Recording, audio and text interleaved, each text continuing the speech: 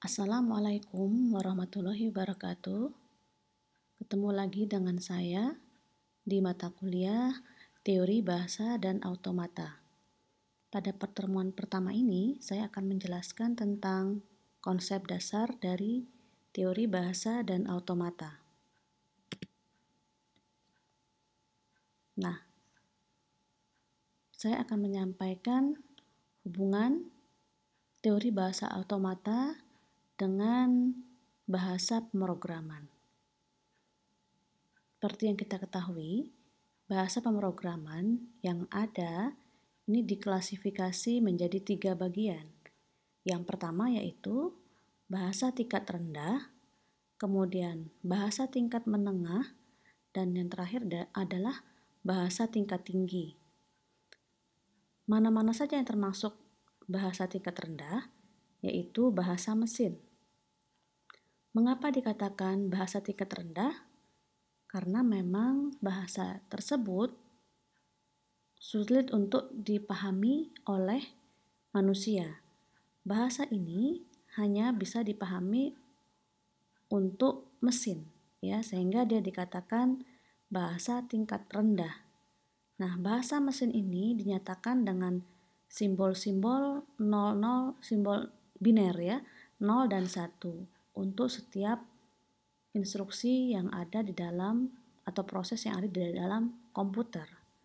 Nah, sehingga kita sebagai manusia tentunya tidak akan mudah untuk memahami instruksi dengan bahasa mesin ya, yaitu dengan 0 dan 1. Nah, selanjutnya kategori bahasa yang kedua yaitu adalah bahasa tingkat menengah. Nah, dikatakan bahasa tingkat menengah karena bahasanya masih bisa dipahami sedikit oleh manusia ya, namun tetap tidak mudah juga untuk dipahami ya, sehingga dikatakan dia tingkat menengah. Contohnya adalah bahasa assembly. Anda tahu contoh bahasa assembly seperti apa? Ya, seperti halnya add begitu ya. Nah, ini ada beberapa perintah dalam bahasa assembly ini yang memang bisa dipahami sedikit oleh kita sebagai manusia ya. Nah, selanjutnya adalah kategori bahasa yang paling tinggi. Dikatakan dia adalah bahasa tingkat tinggi. Mengapa? Karena memang bahasa ini adalah merupakan bahasa yang paling mudah dipahami oleh manusia. Ya. Nah, contohnya apa? Contohnya yaitu adalah bahasa-bahasa pemrograman yang selama ini sudah digunakan ya, yaitu misalnya C++, Java, PHP, HTML gitu ya. Nah, itu adalah merupakan bahasa-bahasa yang mana kita sebagai manusia bisa memahami ya. Artinya kita bisa membuat suatu program, kita bisa membuat suatu instruksi agar komputer bisa melakukan apa yang kita inginkan ya, dengan sintaks-sintaks yang kita pahami ya, seperti itu. Nah, selanjutnya adalah bagaimana sebenarnya bahwa kita sebagai programmer misalnya membuat suatu program dengan bahasa C++ atau dengan bahasa PHP, kemudian bagaimana kemudian komputer bisa mengerjakan apa yang kita nyatakan dalam instruksi tersebut, dalam source code tersebut ya, bahwa kita menyatakan suatu kondisi misalnya if A dan B. Nah, bagaimana kemudian komputer bisa memahami perintah tersebut ya? Nah, tentunya adalah komputer itu hanya bisa paham dengan bahasa komputer ya, dengan bahasa mesin. Komputer tidak bisa paham dengan bahasa manusia atau bahasa tingkat tinggi ini. Ya. Nah, itulah yang kemudian menjadi bagian pekerjaan dari teori bahasa dan automata yang akan kita pelajari. Ya, kaitannya seperti itu. Nah, ini masih melanjutkan yang tadi. bagaimana sebuah mesin dapat memahami kode program yang dibuat oleh programmer. Ya, analoginya seperti ini.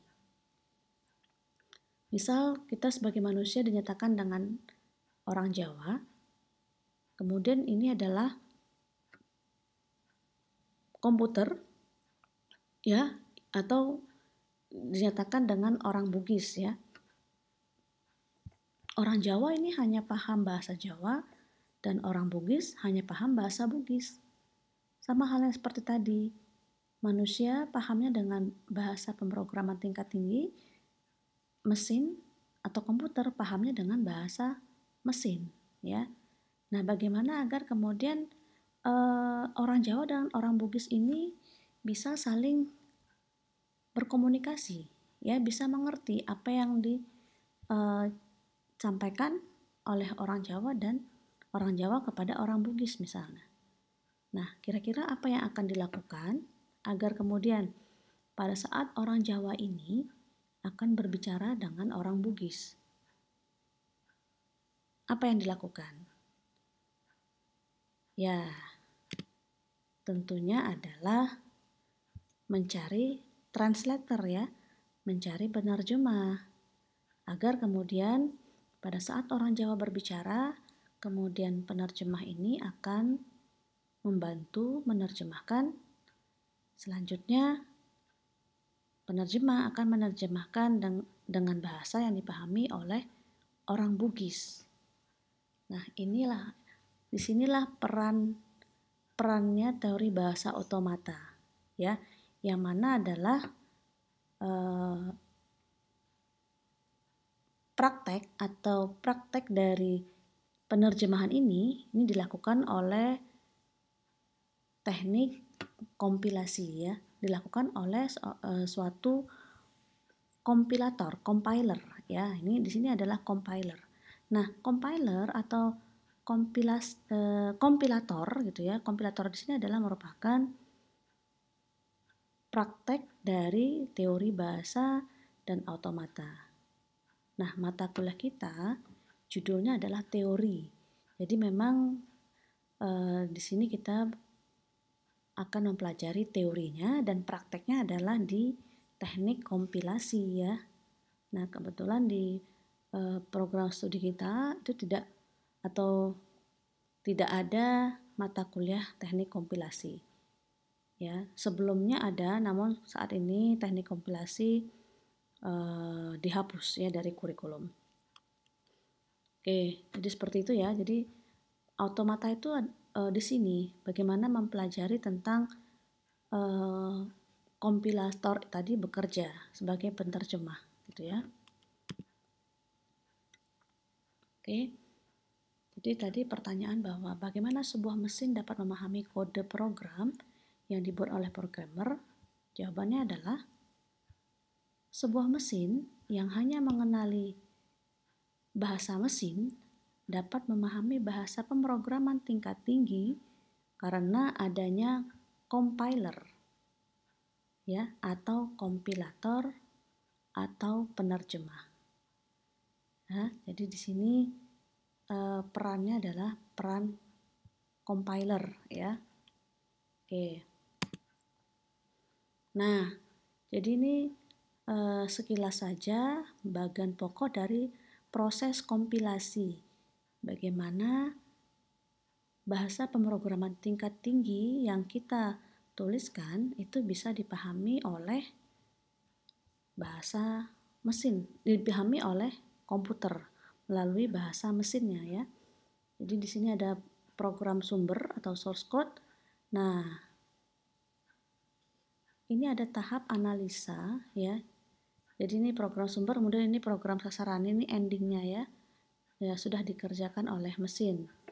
Nah, tahapannya adalah sangat panjang sekali sampai kemudian mesin bisa memahami program sumber tersebut mulai dari tahap analisa. Di dalam tahap analisa ini ada beberapa tahap, yaitu bagaimana menganalisa leksikal atau scanner, bagaimana menganalisa sintaksnya atau parser, dan bagaimana menganalisa semantiknya atau pembangkit kode antara. Baru kemudian masuk ke sintesa ya, membentuk kode, mengoptimalkan kode, dan outputnya adalah program targetnya. Nah, teori bahasa otomata itu berperan di sini. Ya, berperannya di sini. Ya, begitu ya. Jadi ini adalah gambaran tentang teori bahasa otomata.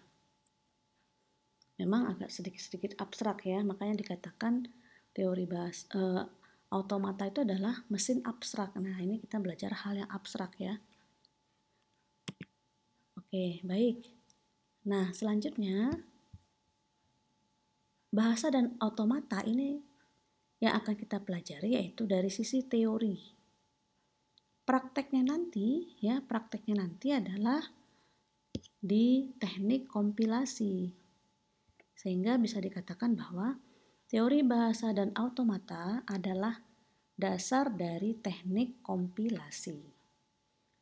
Oke, seperti itu. Nah, selanjutnya, apa yang dimaksud dengan teori bahasa dan automata? Teori bahasa membahas mengenai bahasa formal, ya, atau formal language. Salah satunya adalah untuk kepentingan perancangan compiler. Ya. Automata adalah mesin abstrak yang dapat mengenali, menerima, atau membangkitkan sebuah kalimat dalam bahasa tertentu. Ya, jadi automata adalah mesin abstrak yang dapat mengenali, menerima, atau membangkitkan kalimat dalam bahasa tertentu. Input pada mesin automata dianggap sebagai bahasa yang harus dikenali oleh mesin. Dan akhirnya adalah bahwa mesin tadi akan mengindikasikan apakah suatu bahasa dapat diterima atau tidak. Jadi tujuan akhir daripada automata itu adalah mesin akan memberikan informasi apakah bahasa yang diterima tadi bahasa yang masuk dalam satu inputan tadi dapat diterima atau tidak. Begitu ya. Nah, seperti apa kemudian contohnya automata itu? Nah, automata itu gambarnya adalah seperti ini. Apa ini ya? Ya, jadi gambarnya automata itu dinyatakan dengan lingkaran-lingkaran ini ya. Jadi ini ada lingkaran, yang mana lingkaran ini menyatakan suatu state, suatu keadaan, suatu kedudukan ya. Di sini ada 1, 2, 3, 4, 5, 6. Maka ada 6 state ya, Q0, Q1 ini adalah nama-nama state-nya, Q0 sampai Q5. Kemudian ada initial state itu dinyatakan dengan state yang berada paling kiri, kemudian ada tanda panah masuk ke dalam state-nya. Kemudian ada final state, yaitu state yang ada di akhir, dinyatakan dengan tanda seperti ini. Ini sebenarnya adalah gambarnya lingkaran dengan double line ya. Ini adalah final state. Kemudian ada simbol input. Simbol input adalah input yang diterima oleh mesin. Nah, di sini simbol inputnya ada 3 yang dinyatakan dengan karakter yang tertulis pada busur ya. Ini ada A, D, dan U. Oke, jadi ini bentuk automata sederhana itu seperti ini. Nah, selanjutnya kita lihat ya, automata ini adalah automata untuk menerima bahasa apa ya, dia mengenali string apa saja. Kita lihat konsep automata itu adalah bahwa string input dikatakan diterima jika mencapai final state. Ya, jadi suatu string input dikatakan diterima jika dia mencapai final state. Selain itu, ditolak. Pembacaan simbol pertama dimulai dari initial state, kemudian perpindahan state berdasarkan simbol yang dibaca seterusnya. Nah, sekarang kita lihat. Kita punya beberapa input string. Misalkan yang pertama Stringnya adalah ADA. Nah, pertanyaannya apa ADA ini diterima atau ditolak? Nah, ini kebetulan sudah ada jawabannya semua ya, tapi kita lihat. ADA ini adalah stringnya diterima atau ditolak. Nah, kita lihat ADA, sebentar saya lihat dulu. Oke. ADA. Maka kita akan mulai masuk atau bergerak ke state awal, ke Q0.